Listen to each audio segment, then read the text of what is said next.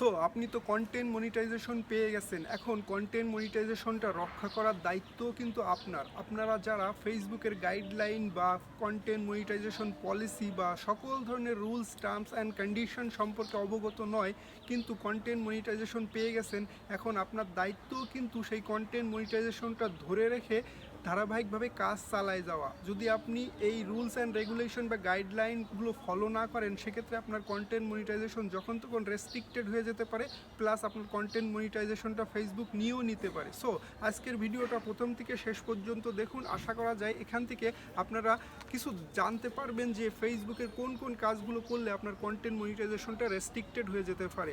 So আমি প্রথমে বলে রাখি যে আমি সার্বিক দিক নিয়ে আলোচনা না করে যতটুকু গুরুত্বপূর্ণ বিষয় বা যেইগুলোই আমরা সচরাচর যেইগুলো বিষয় নিয়ে কন্টেন্ট তৈরি করি, সেই বিষয়গুলো নিয়েই মূলত আলোচনা করব। সো প্রথমে বলি যে আমরা একটা প্রবাদ জানি, সেটা হচ্ছে স্বাধীনতা অর্জন করার থেকে স্বাধীনতা রক্ষা করা অনেক কঠিন। সো মানে সেটাই হচ্ছে বিষয় যে ফেসবুকের কন্টেন্ট মনিটাইজেশনটা আপনি পেয়ে গেছেন, এখন এটা রক্ষা করার দায়িত্বও কিন্তু আপনার। সো প্রথমে বলে রাখি যে কোন কোন বিষয়গুলো ফেসবুকে রেস্ট্রিক্টেড আছে, অর্থাৎ এই বিষয়গুলো নিয়ে যদি আপনি কন্টেন্ট তৈরি করেন বা মেক করেন, হ্যাঁ, সেটা যেটাই হতে পারে, ভিডিও হতে পারে, টেক্সট হতে পারে, তারপরে আপনার ফটো হতে পারে, যাই যত ধরনের কন্টেন্ট আপনি তৈরি করেন না কেন, যদি এই ধরনের কন্টেন্ট আপনি তৈরি করেন, সেক্ষেত্রে আপনার রেস্ট্রিক্টেড হয়ে যেতে পারে। প্রথমটা সেটা হলো জাতি, ধর্ম, বর্ণ, হ্যাঁ, তারপরে নৃগোষ্ঠী বা আপনার আসন্ন যে নির্বাচন আসতেছে সেই নির্বাচন সম্পর্কিত এই ধরনের টপিক নিয়ে, অথবা ইমিগ্রেশন আছে, তারপরে আপনার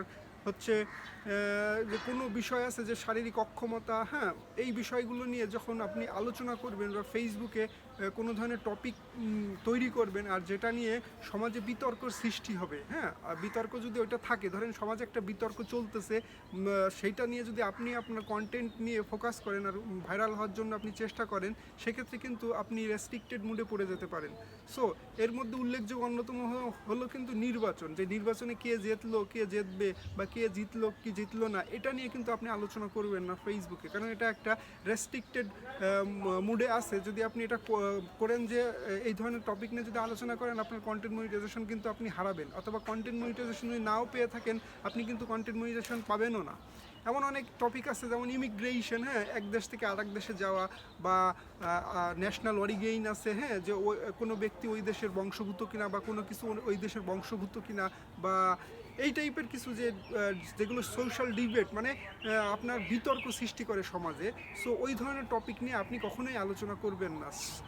সেকেন্ড সেটা হলো যে কাউকে আপনি ভয় ভীতি প্রদর্শন বা গালাগালি প্রদর্শন, হ্যাঁ, আপনি কমিউনিটি ব্রেক করে এমন ধরনের ওয়ার্ড আপনি ব্যবহার করতে পারবেন না। কোনো মানুষকে আপনি ছোট করতে পারবেন না, কোনো মানুষকে নিয়ে আমি উস্কানিমূলক বক্তব্য দিতে পারবেন না। সো এটাও কিন্তু অন্যতম একটা বিষয় যেটা সচরাচর আমাদের ফেসবুকে প্রায় হয়ে থাকে। সো আরেকটা বিষয় হচ্ছে যে অনেক সময় দেখি আমরা মানে কন্টেন্ট তৈরি করে অনেক মানুষ পোশাক আশাক ঠিক থাকে না।